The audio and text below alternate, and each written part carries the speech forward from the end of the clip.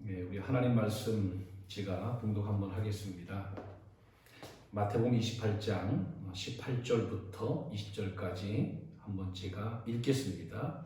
예수께서 나와 말씀하여 이르시되 하늘과 땅의 모든 권세를 내게 주셨으니 그러므로 너희는 가서 모든 민족을 제자로 삼아 아버지와 아들과 성령의 이름으로 세례를 베풀고 내가 너희에게 분부한 모든 것을 가르쳐 지키게 하라. 볼지어다 내가 세상 끝날까지 너희와 항상 함께 있으리라 하시니라. 아멘. 기도하겠습니다. 하나님의 크신 은혜와 사랑을 감사합니다.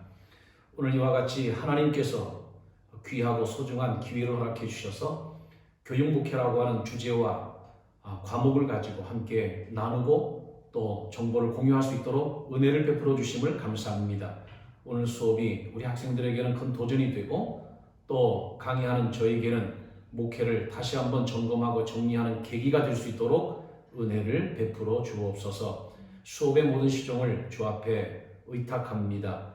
하나님께서 인도하시고 축복해 주옵소서. 예수님의 이름으로 감사하며 기도하옵나이다. 아멘. 학생 여러분들 정말 반갑습니다. 이렇게 코로나 팬데믹 시대에 이 어려운 상황에서도 이 목회에 대한 주제에 대해서 강의를 나누고 또 듣고 소개할 수 있는 기회가 있다고 하는 점은 대단히 행복하게 생각을 합니다. 우리 성결대학교와 우리 기독교 상담학 학과 또 모든 우리 교수님들에게도 하나님의 크신 평강과 은혜가 함께하길 바라고 공부하신 여러분들에게는 학문에 놀라운 진전이 있게 되기를 기대하면서 오늘 수업을 좀 나누려고 합니다.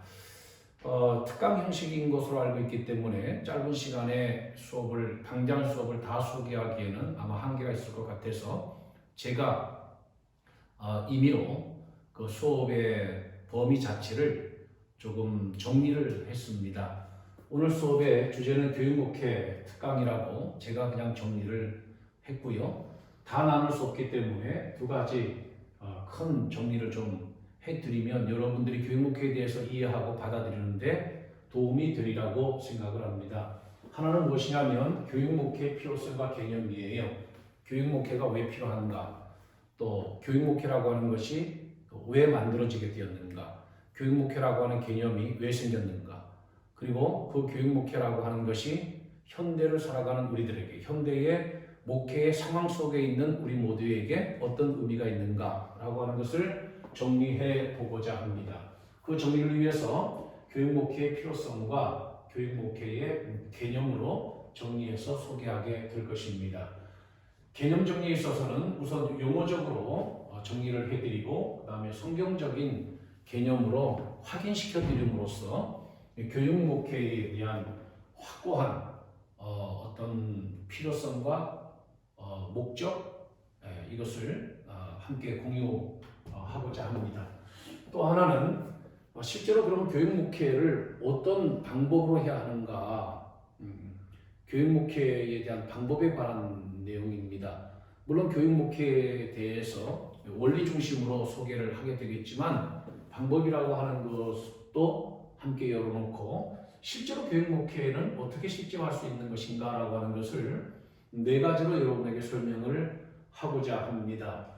교육철학과 교육신학에 대한 것을 소개하면서 교육철학과 교육신학이 어떻게 교육목회에 접목될 수 있는가라고 하는 부분하고 교육 대상자들을 어떻게 이해해서 이 교육목회에 적용해야 되는지, 그 다음에 성경교수법에 대해서 여러분에게 성경교수법의 숙지 필요성, 성경을 연구하고 바이블 스터디, 연구한 결과물을 가지고 공과 또는 교재화를 하고 또 전달을 하는 설교화 과정까지 성경교수법을 어떻게 우리가 연구하고 숙지해야 되는가라고 하는 문제와 교육목회 커리큘럼을 어떻게 활용할 수 있는지에 대해서 목회적 차원에서 여러분에게 소개를 해드리면 아마 교육목회에 대한 것에 대해서 대략 좀 감을 잡지 않을까 그런 기대를 하게 됩니다.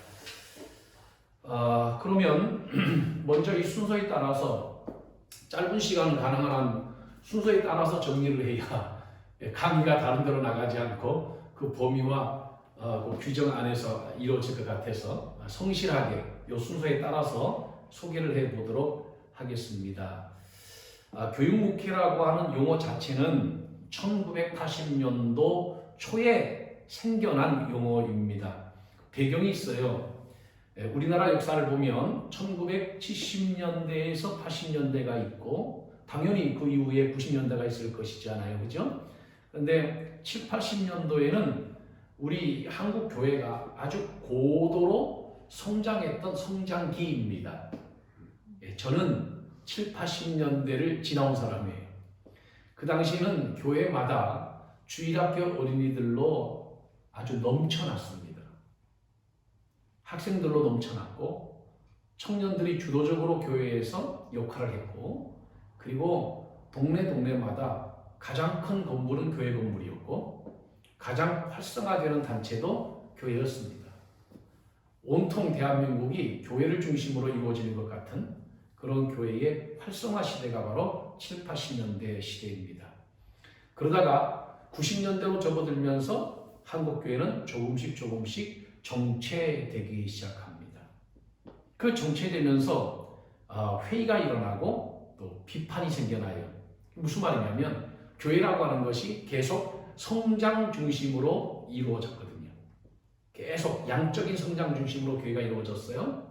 그리고 신학도 양적인 성장 중심의 관심을 많이 갖고 신학이 이루어졌습니다. 그러니까 어느 교회가 어떤 프로그램, 무엇을 통해서 또는 교회 건축을 통해서 또는 어느 지역을 통해서 얼마큼 양적으로 성장했는가, 얼마큼 양적으로 숫자가 늘어났는가 이것을 경쟁적으로 서로 자랑하며 목회하던 목회 시대가 7, 80년도였다고 하면 이것이 90년대에 와가지고 정체되게 된 거죠.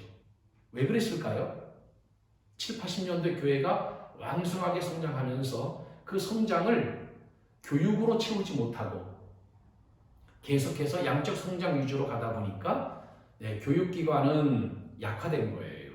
그리고 교육기관은 전부 다 부교육자들에게 다 맡겨놓고 그리고 담임 목사는 교회 양적 성장에 집중하게 되는 이런 이원론적인 현상이 나타났던 거죠. 교육은 부교육자들에게 맡기고 그 다음에 교회 성장은 담임 목사가 주도적으로 감당하는 이런 교육과 목회가 이원화되는 이런 어려움에 빠지게 됐던 것이죠. 여기에서 이제 회의가 오고 비판이 생기는 거예요. 그래서 어떤 생각을 하게 되냐면 교회라고 하는 것이 양쪽으로만 성장한다고 해서 되는 문제가 아니구나. 교회가 성숙이라고 하는 부분도 필요하겠구나. 그래서 양적 성장에서 성장 중심의 교회에서 성숙 중심의 교회로 반성이 일어납니다. 그래서 주일학교 중심으로 했던 교회 교육이 작년부로 그 교회 교육이 확대가 되고 확장이 돼요. 그것이 이제 성경 공부라든지 또 제자화 훈련, 제자 교육이라든지 제자 훈련이라든지 이런 것들로 발전하게 되지요. 그래서 이 교육적 사역이 교회에서 활성화되면서 교육 목회라고 하는 것이 개념화가 이루어진 것입니다. 그래서 우리가 지금 교육 목회라고 하는 이 개념을 가지고 함께 지금 우리가 학문적 정리를 할 수가 있게 된 것입니다. 자, 여러분 교육 목회라고 하는 것은 목회잖아요. 목회인데 원래 목회라고 하는 영역에 구성 요소가 있어요. 기능적 요소가 있다는 거예요. 그것은 하나는 코이노니아, 교제를 의미하고 또 하나는 이 섬김이라고 하는 레이토로기아, 또 가르침이라고 하는 디다스코는 가르친다, 디다스카로스 이 교사, 이 디다케는 가르친다라고 하는 것을 의미하는 거예요.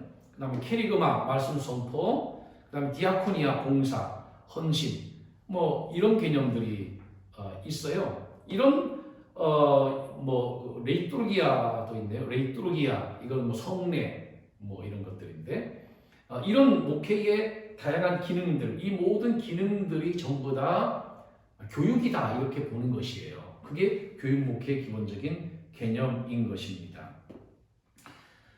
목회에 있어서 그 기능들이 뭐 선교, 교육, 친교, 봉사, 예배 이런 여러 가지 기능들을 전부 다 목회의 모든 그 영역 자체를 교육 목회 구조로 받아들이는 개념이 바로 교육 목회 개념이다. 이렇게 이해하시면 되겠습니다.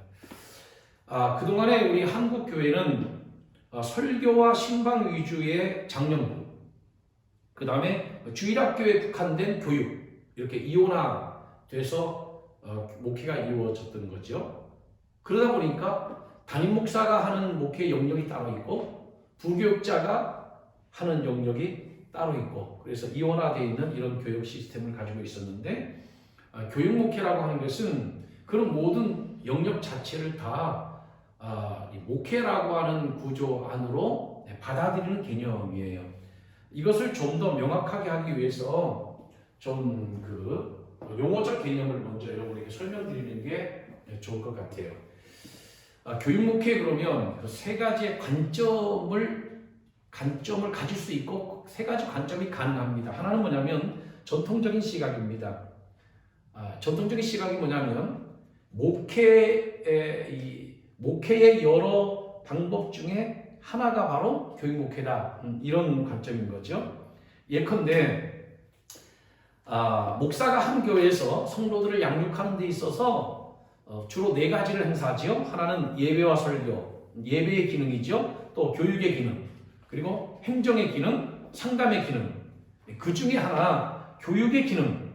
이 교육의 기능을 교육 목회다. 이렇게 보는 것이 이제 전통적인 시각이고 관점입니다. 또 하나는 교육적인 목회, educational ministry, 교육적인 목회다. 교육적으로 목회한다. 그게 교육 목회 아니냐?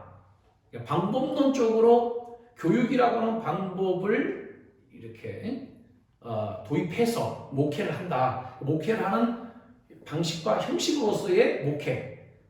그러니까 목회 방법 중에 하나를 교육이라고 하는 것을 선택하는 거예요. 이게 교육 목회다. 이렇게 생각하는 것이 이제 두 번째 관점이 되겠고, 세 번째 관점은 education ministry예요. 교육 목회. 이것은 무슨 개념이냐면 이 목회라고 하는 것이 곧 교육이다. 목회는 다른 것이 아니라 목회 자체가 교육인 것이다. 교육은 교육과 목회가 따로 분리되는 것이 아니라 목회, 그러면 목회는 바로 뭐냐면 교육하는 것이 바로 목회다. 목회와 교육이 같은 개념이라는 거죠. 목회는 곧 신앙교육이라는 거죠. 그게 바로 목회다라는 것입니다. 그러면 성경적으로 우리가 한 번 더 개념을 정리하면 보다 더 분명하고 명백해지겠죠? 자, 여러분, 우리가 성경을 보면 구약 있고 신약이 있죠? 구약은 몇 권인가요? 39권, 신약은 27권. 잘 못 외우시는 분들은 3구 27, 39권, 27권이에요. 구약과 신약이 있어요. 근데 구약에서 구약 신약 공동체를 한마디로 말하라고 한다면 구약 신약 공동체가 무슨 공동체입니까? 쉐마 공동체예요. 들으라 이스라엘아 라고 하면서 가르쳤던 쉐마 공동체. 쉐마 공동체라고 하는 말 자체가 교육 공동체라고 하는 뜻이에요. 그러면 신약의 공동체, 신약의 예수의 공동체, 예수 제자 공동체는 무슨 공동체입니까? 당연히 교육 공동체지요. 예수님께서 뭘 삼았죠? 목회를 위해서 제자를 삼았죠. 그럼 제자라고 하는 말은 예수님이 뭐라는 얘기예요? 선생이라는 얘기죠. 랍비 또는 라보니. 네. 그러면 신약 공동체는 무슨 공동체입니까? 교육 공동체죠. 우리가 교회 할 때 교자가 무슨 교자죠? 가르칠 교자죠. 회자가 모일 회자고요. 모아서 가르치는 것이 바로 교회인 것입니다. 우리는 웨슬리안이지만 칼빈이 이런 얘기를 한 적이 있어요. 에베소서를 강의하면서 하나님은 당신의 백성들이 단번에 성장할 수 있음에도 불구하고 마치 그 어머니의 자궁과 같이 교회라고 하는 곳에서 조금씩 자라나기를 기뻐하신다. 그리고 한 번도 하나님은 그 교회라고 하는 교육기관을 벗어나도 된다라고 허락한 적이 없다. 네, 철저히 칼빈은 교회를 하나님의 나라 학교로 인식을 했던 것이죠. 이것은 웨슬리도 마찬가지예요. 네. 저도 그 영국의 부흥의 집회를 갔다가 그 웨슬리 투어를 한 적이 있어요. 웨슬리가 태어났던 생가, 또 웨슬리가 자라났던 곳, 웨슬리가 세례받았던 교회, 또 웨슬리 기념교회 다 가봤어요. 웨슬리가 태어났던 그 집에 가봤습니다. 아버지가 사무엘 웨슬리입니다. 선교를 위해서 성경책을 작게 번역을 하고 철저히 교육적인 집안이고 교육을 통해서 만들어진 사람이 바로 웨슬리예요. 그 웨슬리가 교육을 통해서 만들어지는 과정을 통해서 런던의 올더스키 사건을 통해 성령의 놀라운 경험을 통해서 그 모든 지식들, 그 모든 성경적인 학습들이 폭발했던 거죠. 그래서 그가 부흥운동을 일으켰던 것이 바로 웨슬리 운동 아니겠습니까? 웨슬리 부흥운동 아니겠습니까? 그래서 구약의 공동체는 쉐마 공동체고 신약의 공동체는 제자 공동체라고 한다면 모두 다가 교육 공동체잖아요. 그리고 이제 수업을 위해서 제가 봉독해드렸던 마태복음 28장의 그 마지막 부분의 성경 구절은 바로 교육 명령이지 않습니까? 너희는 가서 모든 민족으로 제자를 삼아. 가장 중요한 것은 여러 동사들이 있습니다만 제자를 삼으라는 거거든요. 그 제자를 삼으라고 하는 말은 뭡니까? 제자라고 하는 말은 우리가 제자를 삼아요. 우리는 뭐라는 거죠? 제자를 가르치는 사람이라고 하는 거 아닙니까? 그러면 교사와 제자를 형성시켜라. 이 관계를 만들어라. 뭘 위해서? 세계복음화를 위해서. 그리고 세상 끝날까지 이것을 가르쳐라. 그러면 내가 너희와 항상 함께할 것이다. 이것이 바로 예수님의 지상태 명령이잖아요.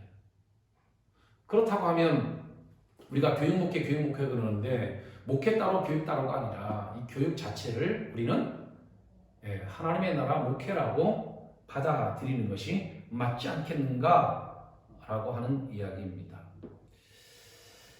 신약에서 예수님의 사역을 보게 되면 예수님이 활동했던 주요 활동 범위를 길이로 따진다면 폭이 120km, 길이가 240km.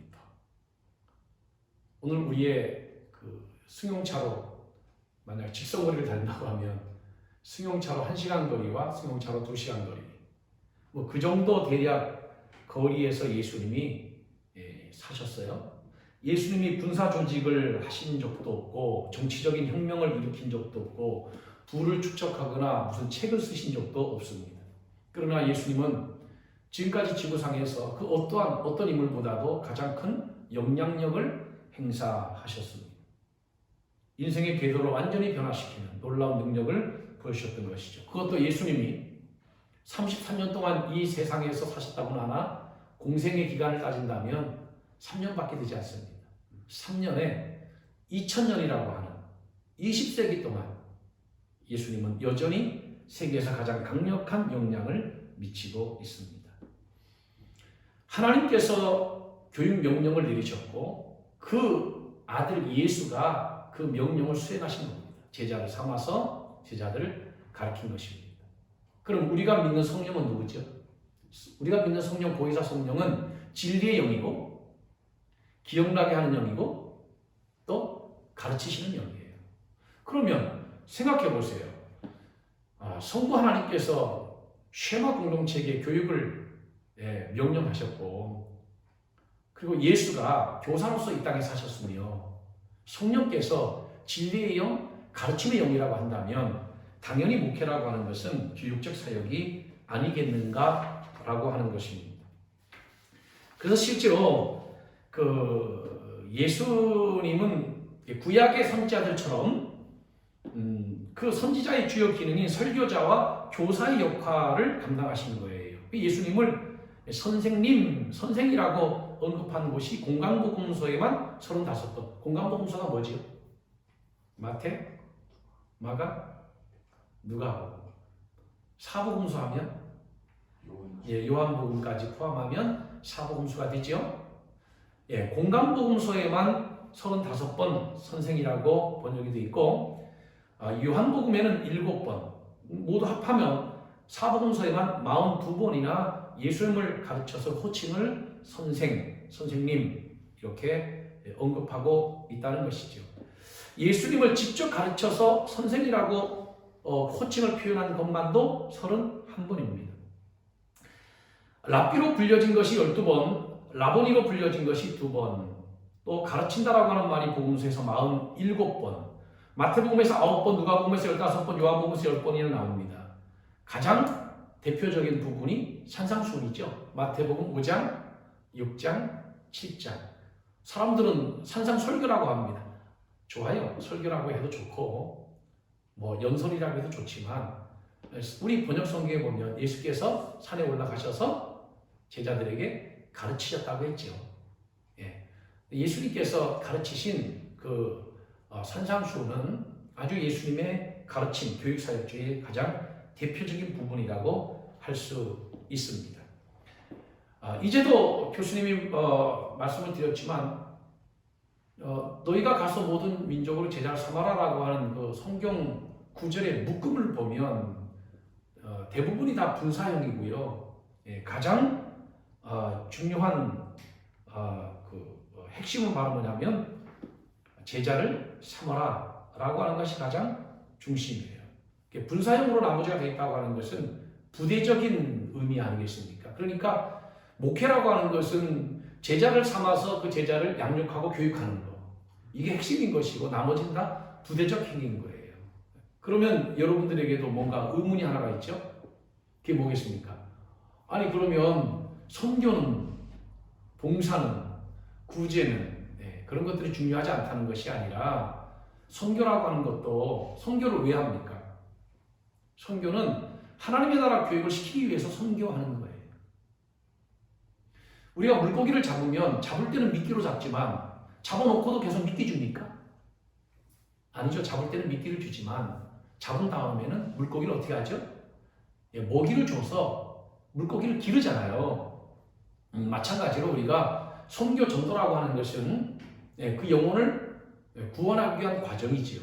그러나 하나님의 사람으로서 작은 예수로 그들을 성숙시키고 양성하기 위해서는 교육이라고 하는 교육사역이 중심이 되고 핵심이 된다는 거예요.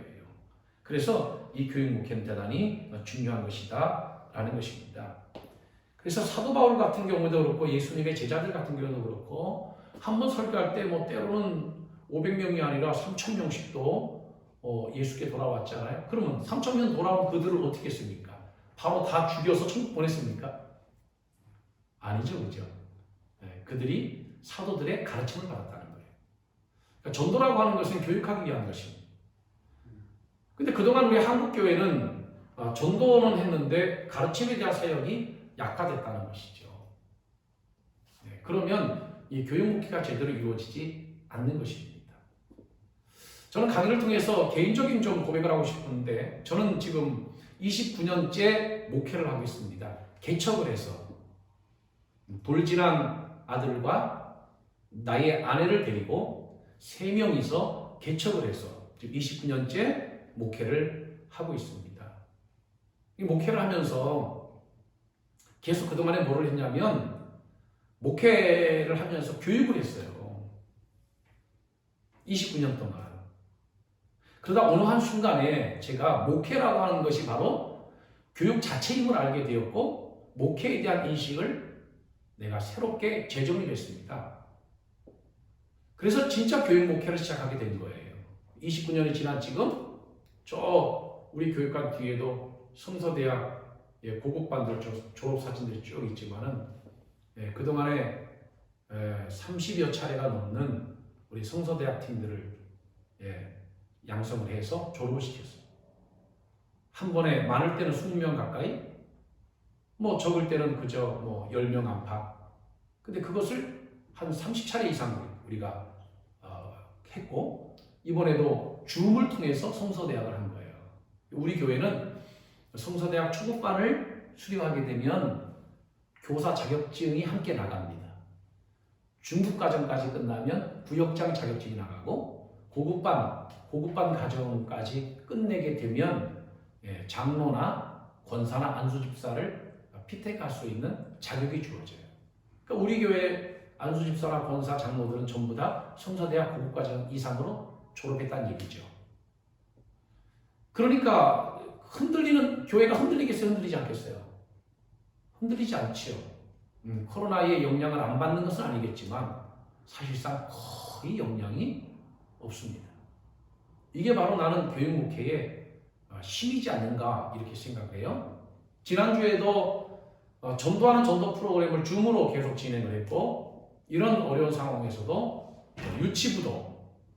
유치부도 줌을 통해 가지고 성경학교를 진행을 했고, 여름 성경학교 진행했고, 주일학교도 줌을 통해서 여름 성경학교를 진행했고, 지금도 청년회까지 아주 활성화되게 그렇게 열심으로 교육하고 있고 목회가 이루어지고 있습니다. 그러니까 교육 목회라고 하는 것은 교육을 통한 목회가 아니라 목회 자체를 교육으로 보는 거예요. 여러분, 교육의 기본이 뭔 줄 아세요? 그것은 교사가 학습자에게 무엇을 가르칠 것인가 라고 하는 것보다 더 중요한 것이 학습자가 교사에게 무엇을 배워야 하는가 라고 하는 것을 더 중요시 여기는 거예요. 이것을 다른 말로 학습자 중심 교육 그러죠.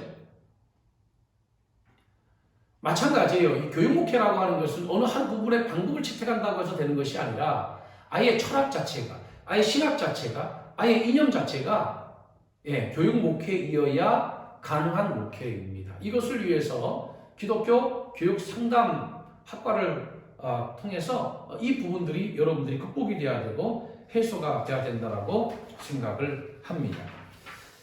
그래서 제가 여러분에게 이제 설명드리고 싶은 내용은 무엇이냐면, 그렇다면 교육 목회라고 하는 개념을 대략 이해를 했는데, 즉 우리 한국교회가 양적 성장의 한계에 부딪혀서 회의와 반성이 일어났고, 그것을 통해서 교회는 질적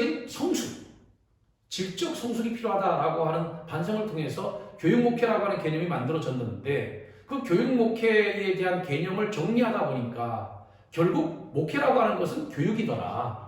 교육 자체가 목회임을 우리가 받아들이고 우리가 인정할 때에 교육 목회가 가능하더라. 그리고 특히 이런 어떤 격변의 시대, 이런 어떤 변화의 시대, 특히 교육이라고 하는 것이 중요한 것은 시스템이 근본적으로 이렇게 뒤집히고 이렇게 변화가 일어날 때 가장 중요한 것은, 그 변화에 대응하는데 가장 중요한 것은 뭐냐면 교육이에요. 그리고 교육을 통해서 움직일 수 있는 교회 교육 시스템화가 되어 있을 때 이것을 아주 급하게, 이것을 빨리 변화시켜서 이 시대에 적응을 해 나갈 수가 있는 거거든요. 그래서 교육 목회는 교육 자체가 바로 목회다. 그러니까 목회 명령 자체가 교육 명령이었다라고 하는 것을 우리가 지금 정리를 하고 있는 겁니다. 구약은 쉐마 공동체, 신약은 제자 공동체. 그래서 결국은 교회라고 하는 것은 교육 공동체다. 교육 공동체가 바로 다른 말로 말하면 은혜 공동체다. 그러면 여러분들이 이제 한 가지 이제 철학적인 의문이 하나 생길 거예요. 그것이 뭐냐면, 신앙이라고 하는 것을 교육으로 가능합니까? 라고 여러분들이 이제 반문을 가질 텐데, 사실은 여러분, 성경에서 알다라고 하는, 이제 구약 히브리어의 알다라고 하는 단어는 야다라고 하는 단어를 써요. 야다라고 하는 단어는 앞에 인칭명사가 오게 되면 경험으로 번역이 됩니다. 예컨대 남자가 여자를 알다, 여자가 남자를 알다. 이것은 성경험으로 번역되는 거예요.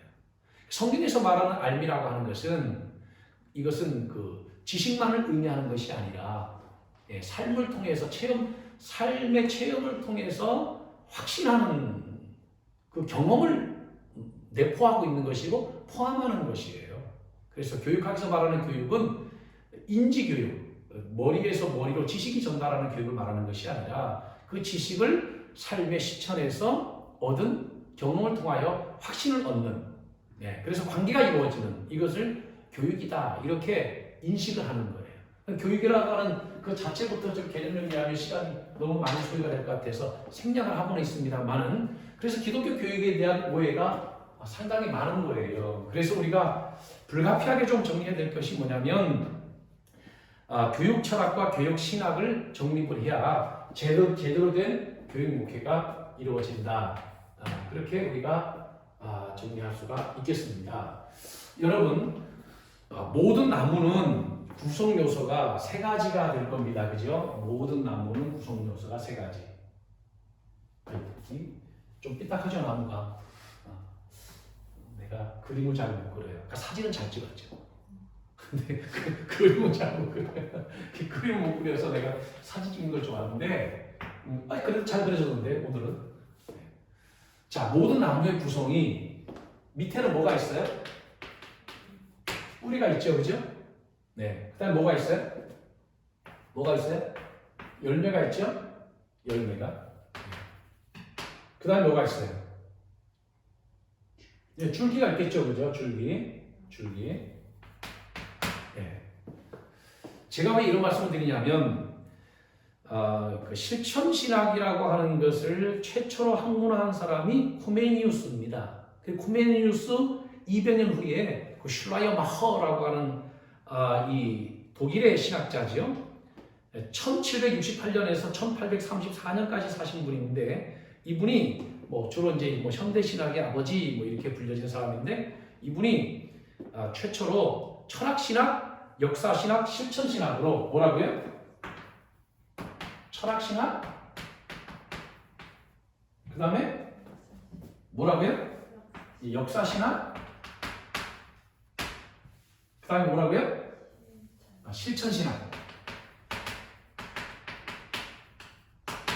요렇게 학문을 구분한 사람이에요. 네.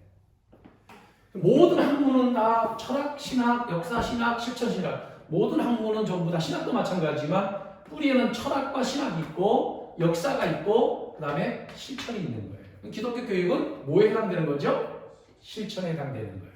근데 실천에 해당되는데 실천이 그냥 만들어진 것이 아니라 철학과 역사라고 하는 배경을 통해서 이 실천 신학이라고 하는 것이 만들어진다는 겁니다. 왜 이런 얘기를 하냐면 모든 교육은 어디에 영향을 받느냐면 이 철학이라고 하는 것과 신학이라고 하는 것에 영향을 받아요.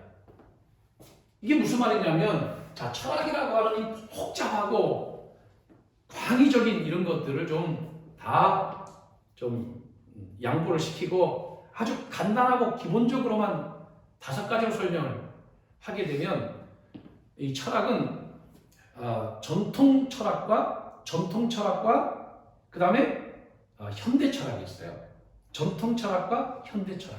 전통 철학은 일반적으로 이상주의, 플라톤의 이상주의, 아리스토텔레스의 사실주의, 토마스 아퀴나스의 신스콜라주의 이렇게 정리가 되고 또 이 현대 철학은 실용주의와 실존주의 이렇게 기본적으로 정리를 할 수 있다고 가정한다면 자, 이상주의 철학은 뭐냐면 그 이데아 철학이라고 해서 플라톤의 이데아의 사상이 기본이 되는 철학이잖아요. 이것은 아주 쉽게 말하면 교육적인 장르에서만 이야기를 하자면 이것은 지식과 그 이론을 중심으로 하는 철학 체계입니다. 그러니까 만약에 이 교육을 하는 사람이 또는 목회를 하는 목회 교육자가 사도 바울도 자기를 교사와 뭐라 그랬어요? 목사와 교사로 자기를 하나님이 부르셨다. 예, 목사와 교사를 함께 묶었어요. 그러니까 목회라고 하는 것은 교육이라고 하는 것과 같이 묶어져 있는 거예요. 따로 구분되어 있는 것이 아니라. 그래서 이 교육을 하는 사람이 어떤 철학을 갖느냐가 교육에 어느 정도로 영향을 많이 미치는가. 만약에 이상주의적 철학 개념을 가지고 있다고 하면 이 사람은 교육을 어떻게 생각하냐면 지식 전달이 교육이다. 정보 전달이 교육이다. 그래서 많은 도서, 많은 책들, 이런 많은 정보들이 중요하다. 이렇게 보는 거지요. 지금 제 방에서 있다 나왔죠. 책이 많잖아요, 그죠? 내가 그 책을 데콜레이션이라고 그랬죠. 사실은 공부를 많이 해야 되는데 그 정보가 얼마큼 많은가, 서재에 얼마나 책이 많은가, 그것이 바로 좋은 교육이다. 이렇게 바라보는 관점, 이것이 바로 이상주의적인 철학을 가진 사람들이 생각하는 교육이에요. 교육이 뭐냐? 성경에 대한 지식을, 교사의 지식을 어떻게 하면 다음 세대들에게 그 지식을 잘 전달할까? 이게 이상주의적 철학이에요. 실용주의는요? 실용주의는 다른 말로 실험주의라고 해서, 과학주의, 실험주의라고 해서 그 어떤 논리와 이론이 중요한 게 아니라 그것을 실험을 통해서 확인된 이런 것들이 진정한 진리가 될 수 있다. 진리는 불변성, 연속성이 확보가 돼야 진리라고 할 수 있는데 답이 바뀌면 안 돼요. 그리고 그 답이 계속 진행이 돼야 되지. 시대가 간다고 해서 달라졌어도 안 되고. 예. 그래서 이 아리스토텔레스의 이 실험주의, 그러니까 사실주의는 이데아 속에 있는 이런 이념적인 것은 바른 지식으로, 진리로 받아들이지 않아요. 실험주의, 실험을 통해서 확인되어야만 지식으로 채택하는 거죠. 그렇다고 하면 이런 사상을 갖고 있는 사람들은 목회를 어떻게 하겠어요? 교인들을 끌고 나가서, 사회운동도 하고, 구제도 하고, 전도도 하고, 또 해외 선교도 나가고, 수련회도 하고, 막 그러면서 목회를 하지 않겠어요? 왜? 실험을 통해서 신앙교육을 지켜야 된다고 받아들이기 때문에. 그것이 교육이라고 인식하기 때문에, 신앙교육이라고 인식하기 때문에 그렇게 하는 거예요. 그러니까 어떤 철학을 갖느냐가 대단히 중요한 거죠. 또 토마스 아퀴나스의 신스콜라주의 같은 경우는, 신스콜라주의는 신학의 논리화를 말하는 거예요. 신앙의 논리화를 말하는 거거든요. 그러니까 신앙을 자꾸 신학화하려고 하고 논리화하려고 해요. 만약 이런 철학을 가진 사람이라고 하면 목회를 어떻게 하겠습니까? 영적인 체험, 신앙적인 경험, 이런 것들을 계속해서 끊임없이 논리화, 또 이론화시키려고 노력하지 않겠어요? 그리고 성경의 지식이 지식으로 전달되는 과정에서도 신앙적인 부분, 영적인 부분들을 또 인정하는 그런 포용력을 갖기도 합니다. 그런 경우는. 그 다음에 현대 철학으로 넘어와서 실용주의는 뭐예요? 실용주의는 포스트 모던주의를 말하고 상대주의적인 이론을 말하는 것이고, 생산에 관심이 있어요. 분배에 관심이 있는 게 아니라 공동체에 관심이 많아요. 그러니까 공동체 중심의 교육. 어떻게 하든지 교회가 먼저, 또 교회 공동체에 대한 관심, 공익에 대한 관심, 뭐 이런 것을 신경을 많이 쓰지 않겠어요? 그런데 그에 비해서 실존주의 철학은 그런 개인의 인권 중심이고 개인의 주권 중심이거든요. 개인화 중심이고. 그러니까 교회 공동체보다 더 중요시 여기는 건 뭐예요? 교인의, 개개인의 입장을 훨씬 더 중요시 여기는 것이죠. 그러니까 목회의 성격이나 방향이 같아야 달라요. 다르죠. 만약에 실존주의 철학을 가진 사람이라고 하면 상담을 훨씬 더 중요시 여기고, 또 교육을 하더라도 개인 교습을 훨씬 더 중요시 여기고, 교회에 대한 중요성을 가르치기보다는 개인의 신앙에 대해서 가르치기를 더 중요시 여기고 비중을 두는 이런 목회 성격이 완전히 다르잖아요. 그죠? 그러니까 교육 목회라고 하는 것은 어떤 방법을 하나를 딱 잡아서 그것을 목회 방식으로 끌고 목회를 한다고 해서 교육 목회가 되는 것이 아니라 아예 목회 철학 자체가 교육적이어야 된다. 이해하셨습니까? 그래서 여러분들이 이 기독교 교육을 하면서 뭐를 중요시 여겨야 되죠? 뭘 중요시 여겨야 되죠? 교육 철학을 아주 중요시 여겨요. 이 수업은 정말 중요한 수업이에요. 이것을 놓치면 머리가 텅텅 빈 상태로 여러분들 교육학을 해야 되는 거예요. 또 하나, 자, 철학신학이라고 했죠? 신학도 마찬가지입니다. 당신의 신학이 뭡니까? 당신의 신학은 뭐예요? 졸고 있는 당신의 신학은 뭡니까? 저 웨슬리안이요. 그 웨슬리안이 뭡니까? 칼비니즘이요. 칼비니즘은 뭡니까? 도대체 여러분들의 신학은 뭡니까? 자, 신학이라고 하는 것도 보세요. 어떤 목회자가 목회를 하면서 교육 목회하는 사람이 어떤 신학을 가지고 있느냐에 따라서 교육 목회가 얼마나 달라지냐면 아주 극단적으로 달라집니다. 자, 신학이라고 하는 것은 정통주의 신학과 진보주의 신학과 신정통주의 신학 세 가지가 있어요. 정통주의 신학 안에는 근본주의가 있고 복음주의가 있고 개혁주의가 있어요. 그 진보주의는 뭐냐면 예컨대 남미신학이라고 하는데 자유주의 신학을 진보주의 신학이라고 해요. 자유주의 신학은 학술적인 용어가 아니기 때문에 그 자유주의 신학 그러면 진보주의 신학을 하는 분들이 또 싫어하세요.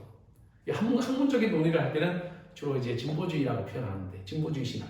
그 다음에 신정통주의 신학, 발티아니즘이라고 해서 발티아니즘, 진보주의 신학, 신정통주의 신학, 카르 바르트 신학을 신정통주의 신학이라고 합니다.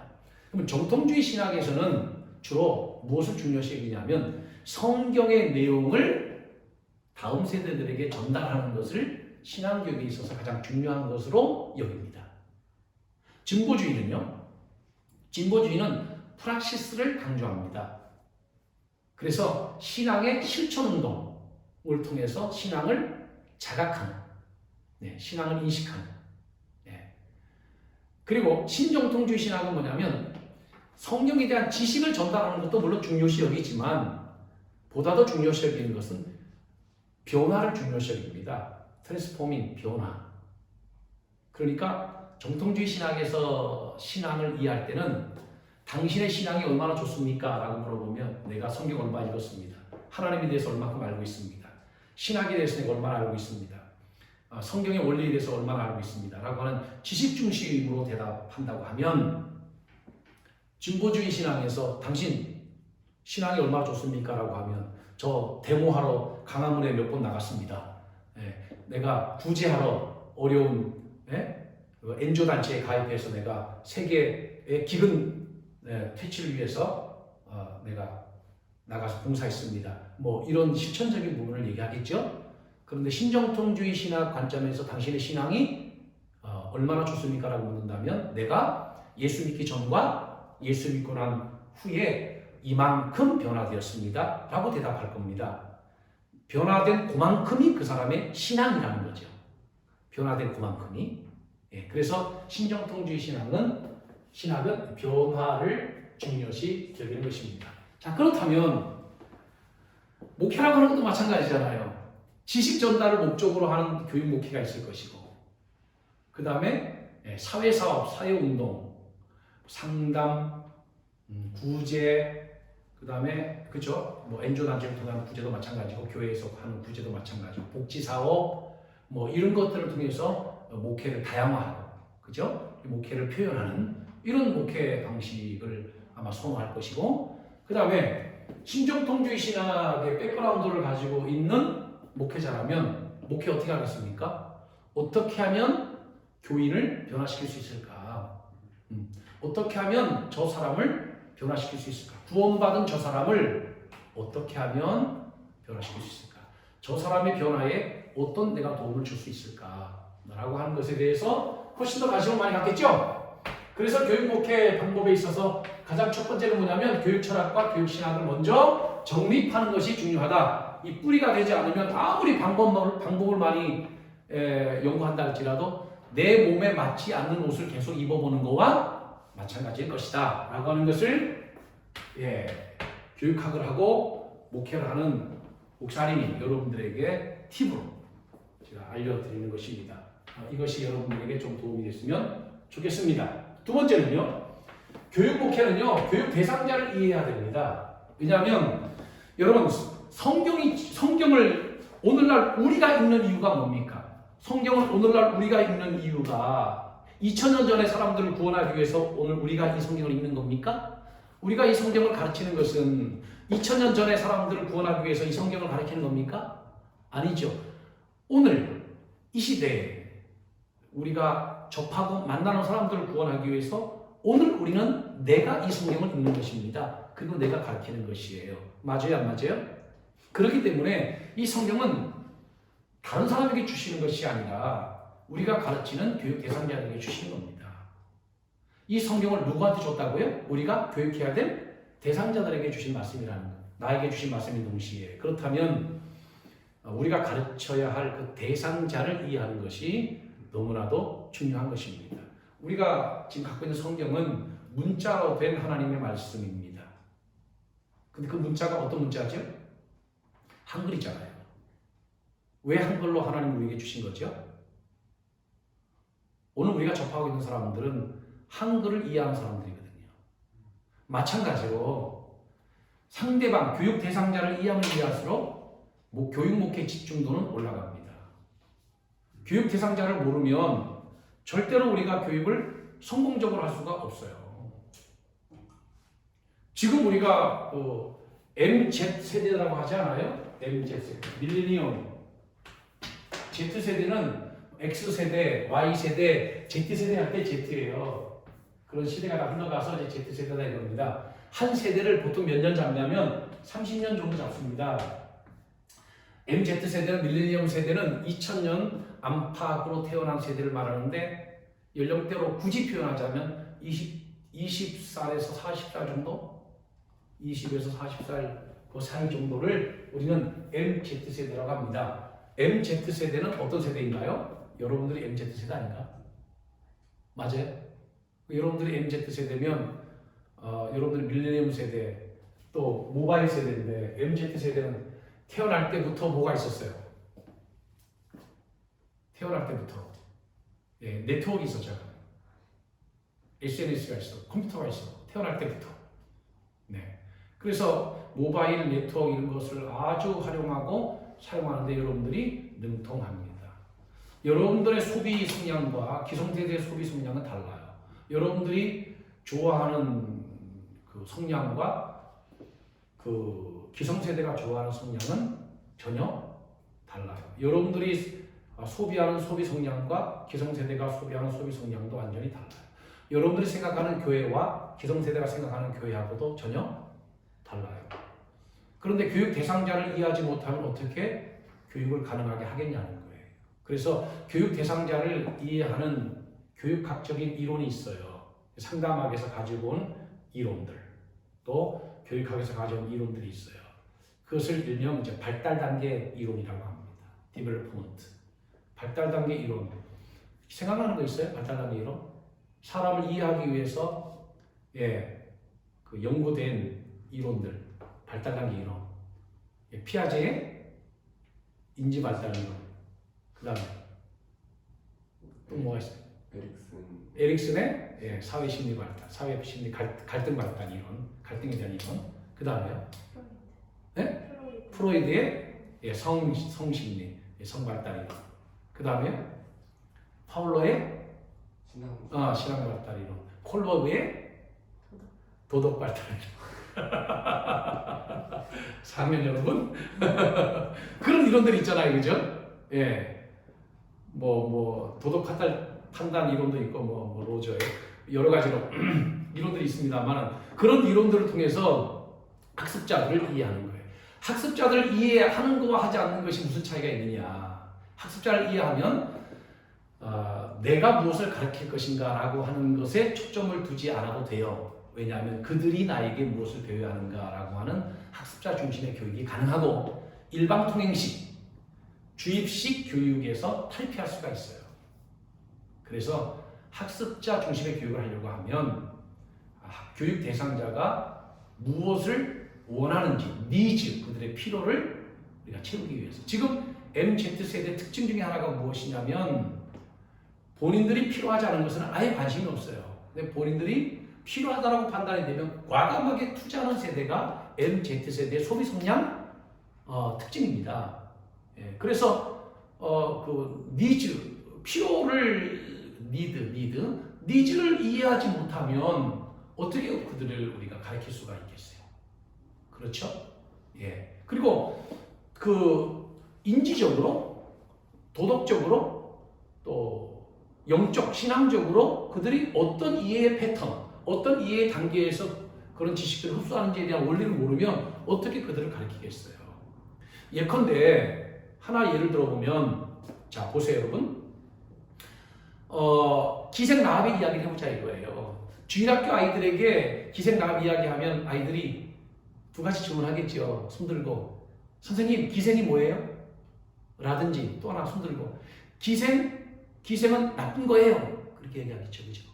또 기생이 정탐꾼을 숨겨두었습니다. 그러면 숨겨두는 거 거짓말은 나쁜 거예요. 이렇게 얘기하겠죠. 그들의 도덕성은 거기까지밖에 안 되는 겁니다.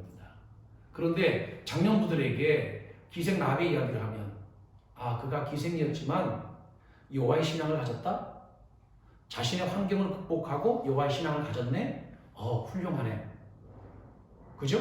또 정탐꾼을 숨겨주었다라고 하면 숨겨주다 걸리면 목숨이 위태로울 텐데 목숨을 걸고 여호와의 신앙에 대한 두려움을 우선적으로 선택을 했네? 바로 저렇게 여호와를 가장 두려워하는 것, 이것이 바로 신앙이구나라고 이해할 수 있을 거예요.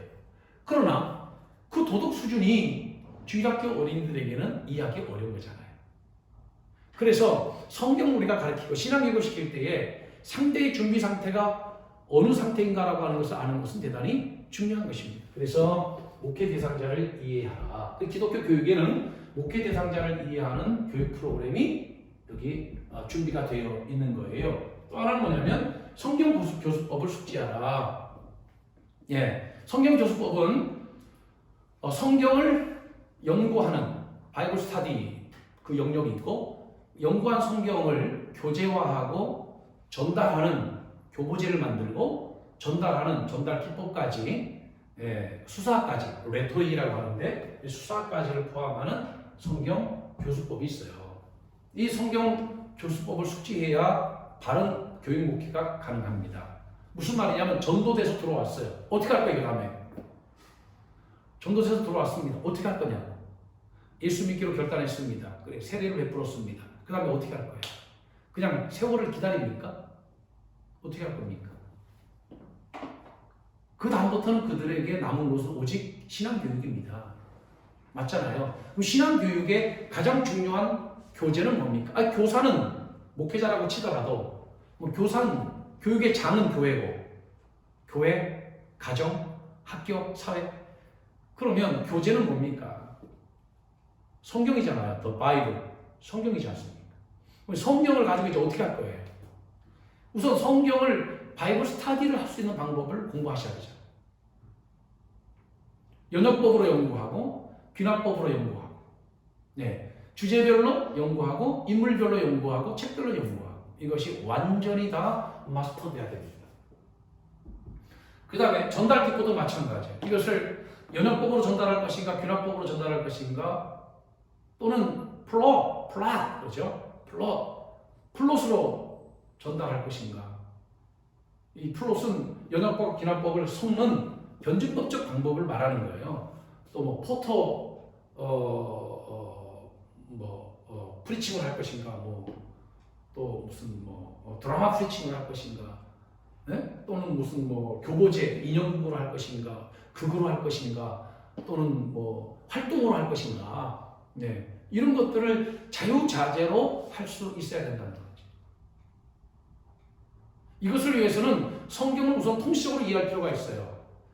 구약과 신약이 모두 66권이고 구약이 39권, 신약이 27권이라고 했죠. 창세기로부터 요한계시록까지 성경이 일관성, 또 일관성, 그 다음에 통일성, 계시의 점진성이 다 일치해야 되잖아요. 신구약 성경 전체를 우리가 보는 관점이 일치해야 하고, 구약을 보는 관점과 신약을 보는 관점이 일치해야 되고, 구약 안에서도 예컨대 모세오경, 토라 모세오경, 그 다음에 역사서, 여호수아서부터 에스더서까지, 그 다음에 선지서, 또는 신약에서도 복음서, 또 서신서, 사도행전은 역사서니까 역사 서신서, 이것이 전부 다 통일성, 일관성, 점진성이 다 맞아야 돼요. 그래야 강해 설교라고 하는 것도 가능한 것이고, 성경 책별 연구도 가능하고, 인물별 성경 연구와 교육도 가능한 거거든요. 이런 바이블 스터디가 하나도 준비되어 있지 않으면 교육 목회를 할 수가 없는 거예요. 이게 기본이고 이게 핵심인 거예요. 이게 핵심인 거예요. 모세오경과 역사서가 일치해야 되고, 모세오경 안에서 창세기와 다른 모세오경에 포함되는 책들과 일치해야 되고, 창세기 중에서도 1장에서부터 11장까지, 12장에서부터 50장까지가 다 메시지가 일치해야 되잖아요. 그럴 때만이 이게 성경을 우리가 가능하게 설명할 수 있는 것이거든요. 이런 준비가 되지 않고 어떤 형식과 껍데기만 가지고 교육 목회를 한다? 이것은 절대로 교육 목회 준비가 될 수가 없는 것이죠.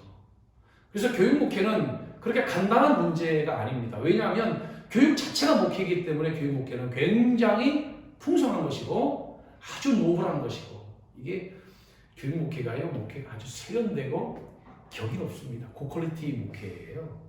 이 교육 목회가 굉장히 수준이 높습니다. 교육 목회는 어떤 대상자들도 다 수용이 되고 끌어안아지며 그들 모두 다를 교회 멤버십으로 같이 역동적으로 목회할 수 있는 아주 좋은 훌륭한 목회입니다. 그래서 나는 교육 목회가 선택이 아니라 우리 예수에 대한 성결교회가 올해가 100회기 성결교회거든요. 총회가 100회기 총회입니다.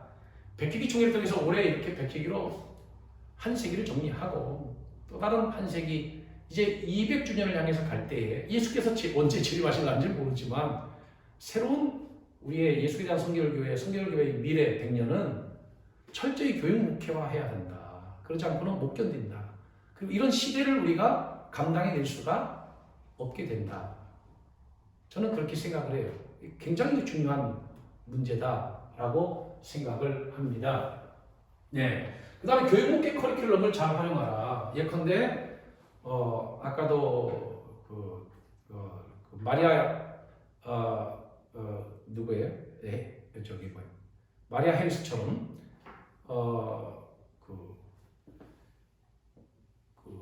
예컨대 디다케 그 다음에 디아코니아 레이토르기아 디아코니아 캐리그마 네? 캐리그마 말씀 선포 그 다음에 디다케 교육 그 다음에 디아코니아 봉사 그 다음에 코이노니아 교제 그 다음에 레이토르기아 이렇게 성례라든지 예배 예절이라든지 이런 모든 것들을 다 교육이라고 보고 교육으로 활용할 때 교육 목회가 이루어진다. 자, 예컨대 여러분 보세요. 여행을 갔어요. 교인들과 함께 여행을 갔어요. 그건 그냥 여행인 거예요. 교인들과 함께 공을 찼어요. 그건 노는 거예요. 그런데 교육 목적을 가지고 여행을 갔어요. 교육이죠. 교육 목적을 가지고 공을 찼어요. 공동체 교육이죠. 그러니까 목회라고 하는 것에 기본적으로 모든 철학과 모든 원리가 다 교육이어야 된다는 거죠. 그것이 바로 교육 목회인 거예요. 그럼 교육 목회를 위해서 준비해야 될 부분들은 바로 이런 부분들이다 라고 하는 것을 여러분에게 소개했습니다. 저는 저 자신이 오늘 강의를 통해서 놀라고 있네요. 이 1시간 동안에 어떻게 이 교육 목회를 다 설명을 할까 했는데 어쨌든 또 설명을 하고 보니까 디테일하게는 설명이 안 됐어도 일단 설명은 했습니다. 바라기는 우리 예수에 대한 성결교회 교단뿐만 아니라 우리 성결대학교 우리 기독교 교육상담 우리 학과 학생들이 교육 목회에 대해서 한 번 더 깊이 고민하는 계기가 됐으면 좋겠고 동기화되는 계기가 됐으면 좋겠고 교육 목회를 과감하게 실천하고 실현하고 적용해서 훌륭한 하나님의 나라 운동에 여러분들이 쓰임받게 되기를 희망하고 기대합니다. 시대가 바뀐다고 해서 진리와 복음이 바뀌는 것은 아닙니다. 그러나 분명 우리가 인식해야 되는 것은 무엇이냐면 역사입니다. 지금은 7, 80년도가 아닙니다. 물론 지금은 회의와 반성만 가지고 해결될 90년도도 아닙니다. 지금은 정말 시대가 많이 달라졌습니다. 지금 언택트 시대입니다. 근데 위드 코로나 시대가 도래한다고 하잖아요. 위드 코로나 시대가 지나면 그 다음에 어떻게 될 것입니까? 준비해야 되겠죠. 그래서 저희 교회 강단에도 뭐라고 써 있죠? 위드 코로나 이후를 준비하라. 그 현수막에 써져 있죠. 위드 코로나 자체도 우리에게 지금 맞이해야 될 시대이긴 하지만 위드 코로나도 언젠가는 아마 불현듯 종식되게 될 겁니다. 우리의 그 유행했던 감기들 또는 그동안 유행했던 병들이 대부분 사라졌듯이 아마 언젠가는 이 부분도 사라질 거예요. 문제는 이 이후의 시대가 어떻게 될 것인가 라고 하는 거예요. 그 시대에 우리가 어떻게 대응하고 이 목회를 발전시켜 나갈 것인가 이것을 우리가 분명하게 인지하고 준비하지 않으면 자, 보세요. 역사라고 하는 게 있잖아요. 네? 이 현실을 무시하면 실천 신학도 결국은 아름답게 꽃피울 수가 없다라고 하는 것이죠. 그래서 철학 신학으로 뿌리를 튼튼하게 하고 기독교 교육은 현실 인식이 분명해야만 합니다. 그리고 대상자가 분명히 인식돼야 되고, 그래서 현실에 관심을 많이 가져야 하고, 그리고 이것을 어떻게 우리가 적용해서 어떻게 커리큘럼화해서 목회할 것인가 라고 하는 총체적인 고민, 이것이 바로 교육 목회라고 할 수 있습니다. 이런 교육 목회를 한 학기 내내 여러분들과 함께 나누면서 공부하고 수업하는 거 얼마나 좋을까요? 네, 그런데 참 안타깝고 아쉽습니다. 그러나 여러분에게 이렇게 소개하는 것도 저에게는 대단한 행복과 감사의 순간이었습니다. 강의를 끝까지 경청해 주셔서 진심으로 감사를 드립니다. 기도하겠습니다. 고마우신 하나님, 하나님의 크신 은혜와 사랑을 감사합니다.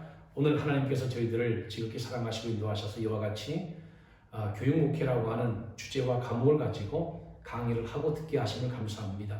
현장에서 잘 적용하여 많은 영혼들을 옳은 대로 인도할 뿐만 아니라 하나님의 나라 운동에 요긴하게 사용될 수 있는 큰 밑거름이 될 수 있도록 인도해 주옵소서. 예수님의 이름으로 감사하며 기도하옵나이다. 아멘.